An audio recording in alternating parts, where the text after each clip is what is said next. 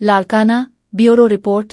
Deputy commissioner Sharjeel Noor Channa की ज़ेर सदारत डिप्टी कमिश्नर ऑफिस लाड़काना के दरबार हाल में खसरा और रूबेला वैक्सीनेशन मुहिम के हवाले से अहम इजलास मुनक़िद हुआ।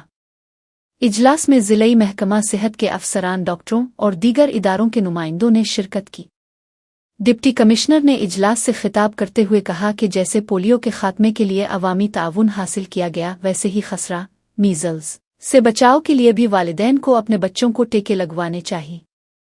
इस मकसद के लिए 17 से 29 नवंबर 2025 तक जिला भर में खसरा और रूबेला मुहिम चलाई जाएगी। उन्होंने कहा कि मुहिम को कामयाब बनाने के लिए घर घर आगाही मुहिम, सेमिनार और स्कूलों में तालीमी प्रोग्राम मुनक़िद किए जाएं।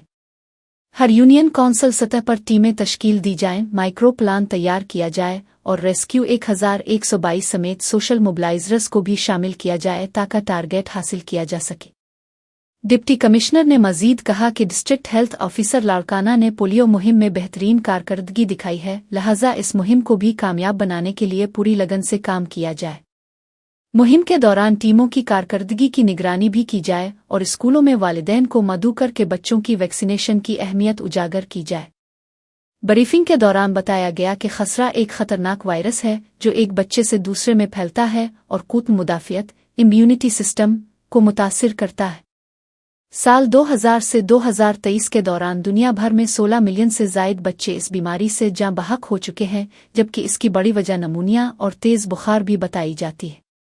महकमा सेहत के मुताबिक मुहिम के दौरान ज़िला लाड़काना समेत मुख्तलिफ तालुकों में मजमूई तौर पर 2,63,000 बच्चों को वैक्सीन लगाने का हदफ मुकर्रर किया गया है, जिनमें से 1,13,609 बच्चे सिर्फ लाड़काना ज़िला के हैं।